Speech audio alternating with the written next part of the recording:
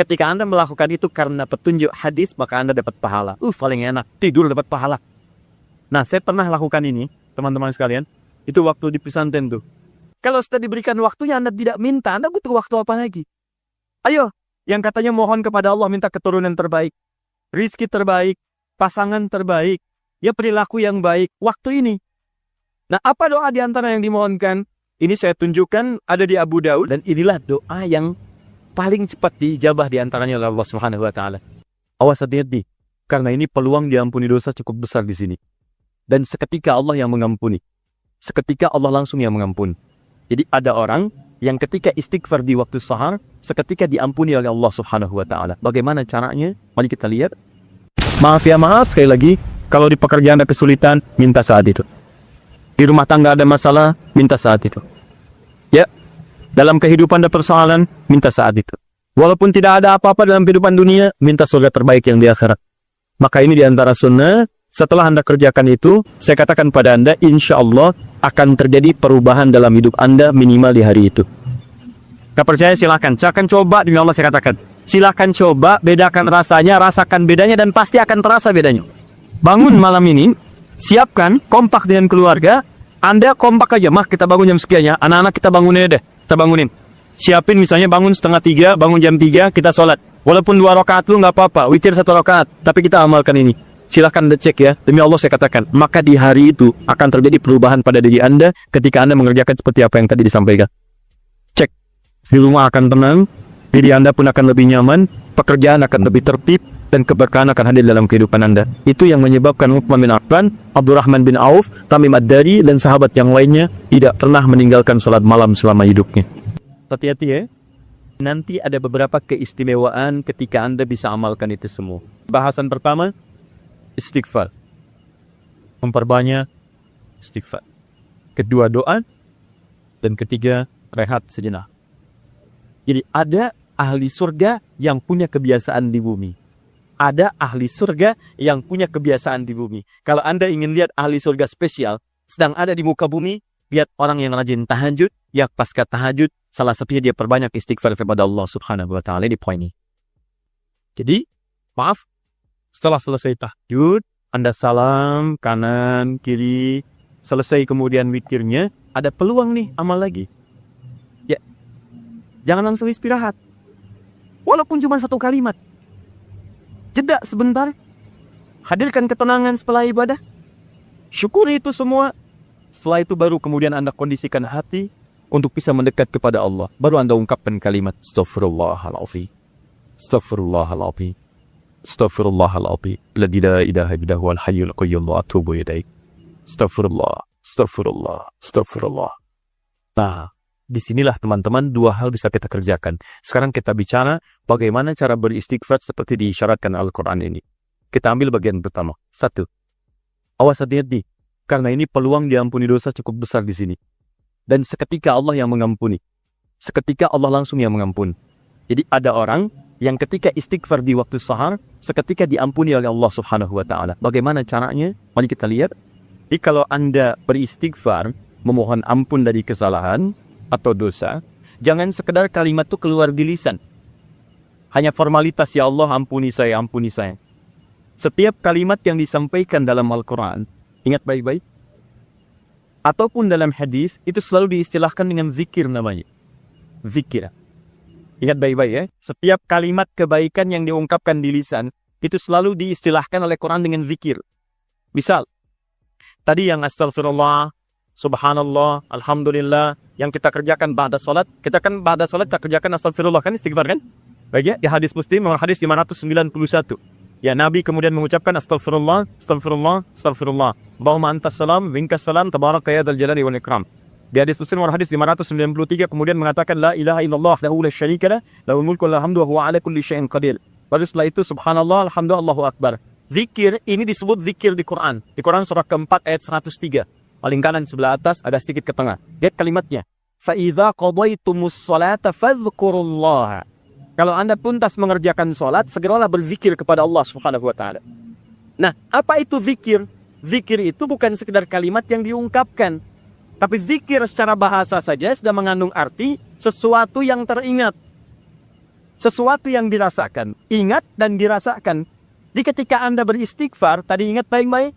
Ingat kesalahan, dosa yang dilakukan. Minta ampun atas kesalahan dan dosa yang dilakukan. Kalimatnya disebut dengan zikir. Zikir berarti ingat dan merasakan. Jadi begitu Anda mengatakan, ya Allah, astagfirullah, ampuni saya. Anda minta ampun, berarti ada dosa yang dikerjakan. Ingat dosa apa yang Anda lakukan sampai Anda mengatakan ampuni saya.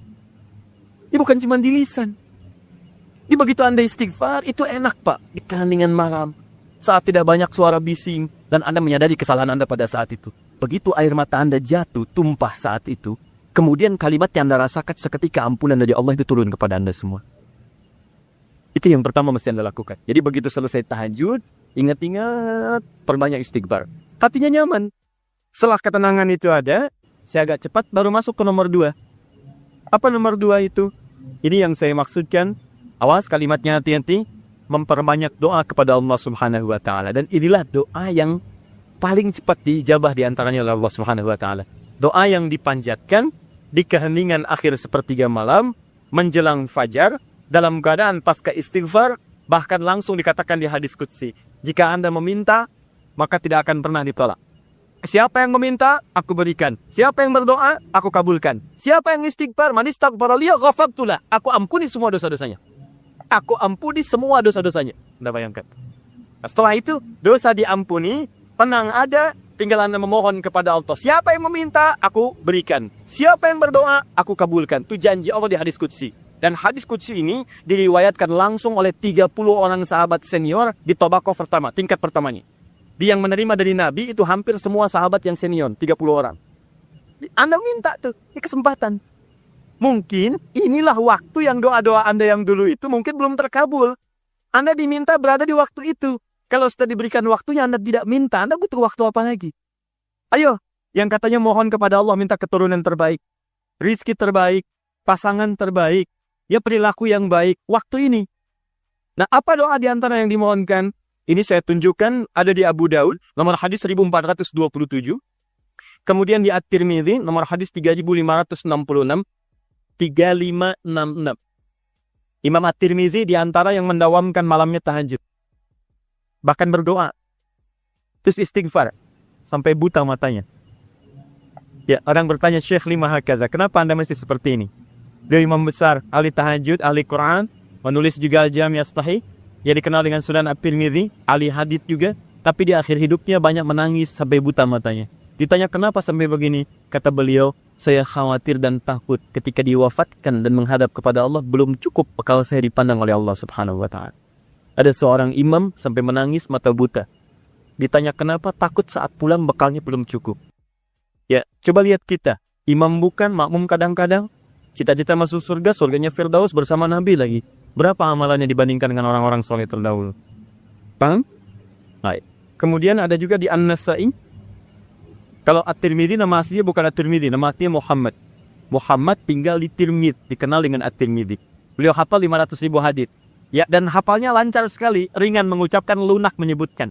Sampai kata Syekhul Islam Ibnu Qayyim Al-Jauziyah mengatakan, kalau dulu ada Nabi Daud bisa melunakkan besi dengan tangannya, maka ini Abu Daud bisa melunakkan hadits dengan lisannya. Tadi At-Tirmidzi sudah. An-Nasa'i, nomor hadis 1747. 1747. Kemudian Ibnu Majah, An-Nasa'i ini muridnya juga Imam Asy-Syafi'i, ya pernah belajar kepada Imam Asy-Syafi'i. Kemudian Ibnu Majah nomor hadis 1168. Ya.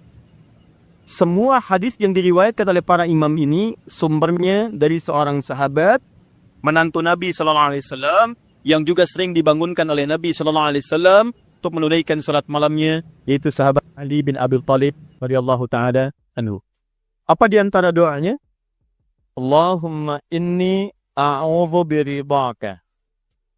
Ya, Ali bin Abi Thalib mengajarkan doa dari Nabi SAW setelah kemudian tahajud, setelah beristighfar kepada Allah. Lalu doa pertama yang disampaikan bukan doa permintaan lain-lain dulu, tahan dulu yang lainnya. Tapi yang didahulukan yang ini.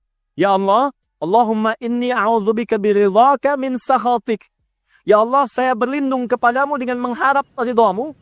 Jauhkan saya. Ya Allah, jauhkan saya dari segala apa yang Engkau murkai. Di antara makna ridha, kalau sudah datang dari Allah, maka mengabulkan semua doa-doa yang dimohonkan. Ridha itu maknanya 3.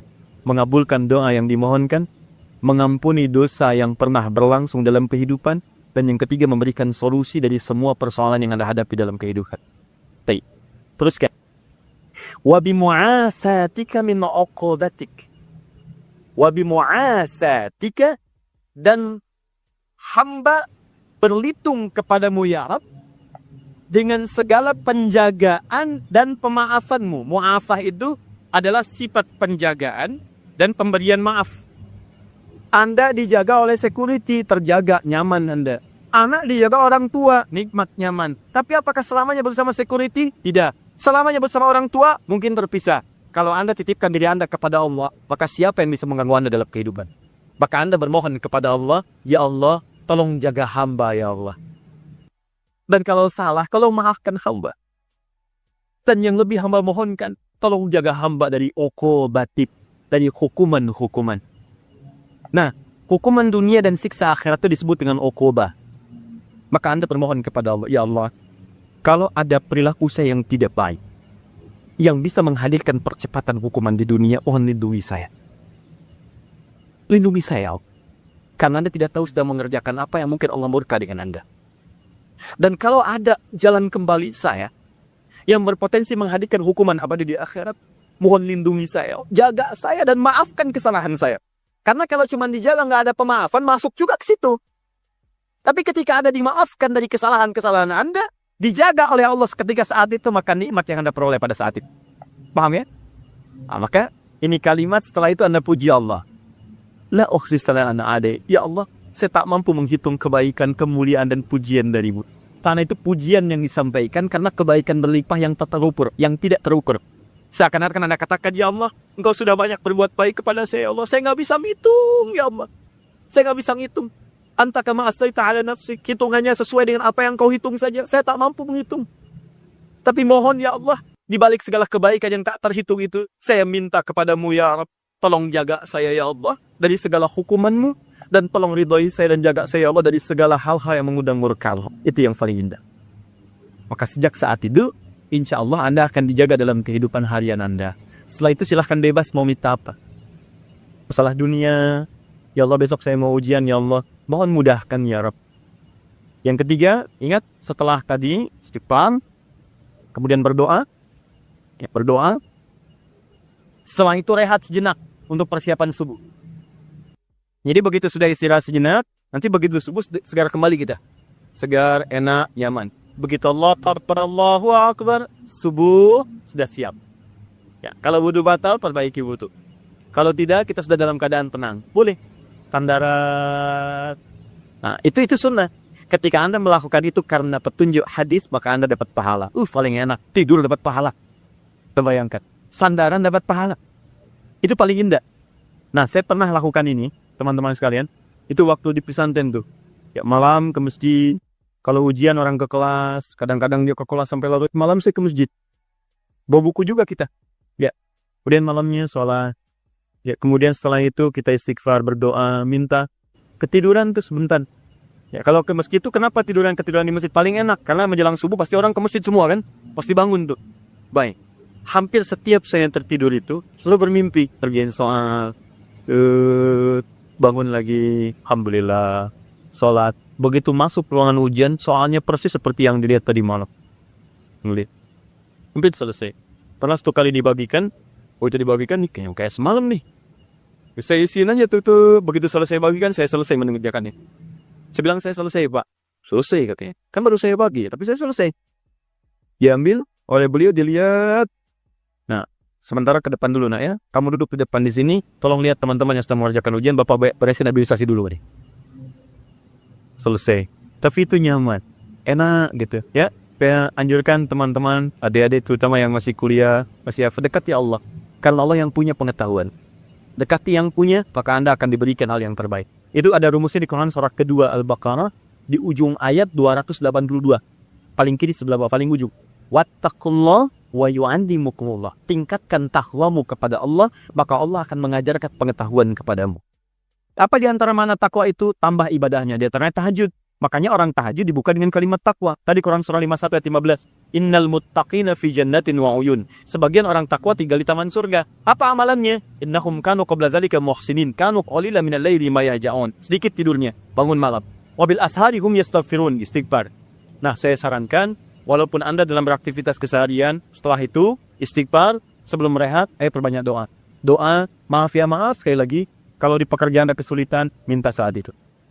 Di rumah tangga ada masalah, minta saat itu. Ya, dalam kehidupan ada persoalan, minta saat itu. Walaupun tidak ada apa-apa dalam kehidupan dunia, minta surga terbaik yang di akhirat. Maka ini diantara sunnah, setelah Anda kerjakan itu, saya katakan pada Anda, insya Allah akan terjadi perubahan dalam hidup Anda minimal di hari itu. Gak percaya silahkan, silahkan coba, demi Allah saya katakan. Silahkan coba, bedakan rasanya, rasakan bedanya, dan pasti akan terasa bedanya. Bangun malam ini, siapkan, kompak dengan keluarga. Anda kompak aja, mah kita bangun jam sekian ya. Anak-anak kita bangunin deh, kita bangunin. Siapin misalnya bangun 2:30, bangun jam 3, kita sholat. Walaupun 2 rakaat lu nggak apa-apa, witir 1 rakaat. Tapi kita amalkan ini. Silahkan Anda cek ya, demi Allah saya katakan. Maka di hari itu akan terjadi perubahan pada diri Anda ketika Anda mengerjakan seperti apa yang tadi disampaikan. Cek, di rumah akan tenang, diri Anda pun akan lebih nyaman, pekerjaan akan lebih tertib, dan keberkahan akan hadir dalam kehidupan Anda. Itu yang menyebabkan Uthman bin Affan, Abdurrahman bin Auf, Tamim Ad-Dari, dan sahabat yang lainnya tidak pernah meninggalkan sholat malam selama hidupnya. Bahkan tidak ada yang paling indah kecuali mereka berada di malam hari sampai menuntaskan tahajudnya dengan khatam Al-Quran. Dan puncaknya, wa'afat juga berarti penjagaan dalam urusan dunia. Kalau Anda sudah rajin tahajud, maka Anda akan dijaga oleh Allah dari semua kemungkinan yang mengganggu Anda dalam kehidupan. Allah jadi pembela Anda.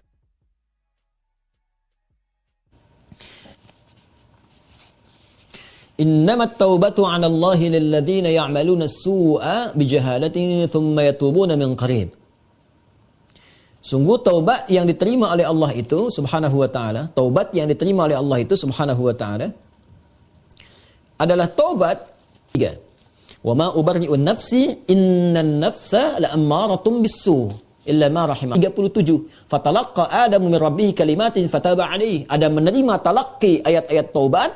Ya, dia memohon kepada Allah, Rabbana zalamna anfusana wa illam taghfir lana wa tarhamna lanakunanna minal khasirin. Taubat dia diterima taubat. Bil haqqi watlu alaihim naba ibna Adam bil haqqi id qaraba qurbanan fataqabbala min ahadihima wa lam yutaqabbal minal akhar.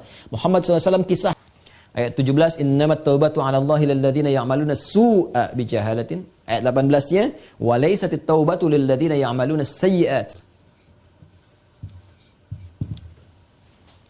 Wal 'asr innal insana lafi khusr illa alladhina amanu wa 'amilus shalihat. Ya, man amana wa 'amila 'amalan shalihan. Bismillahirrahmanirrahim. Assalamualaikum warahmatullahi wabarakatuh. Alhamdulillah wassalatu wassalamu ala Rasulillah wa ala alihi wa sahbihi wa man walah. Wa ba'd. Hum may yaqulu rabbana atina fid dunya hasanah wa fil akhirati hasanah. Tumus salata.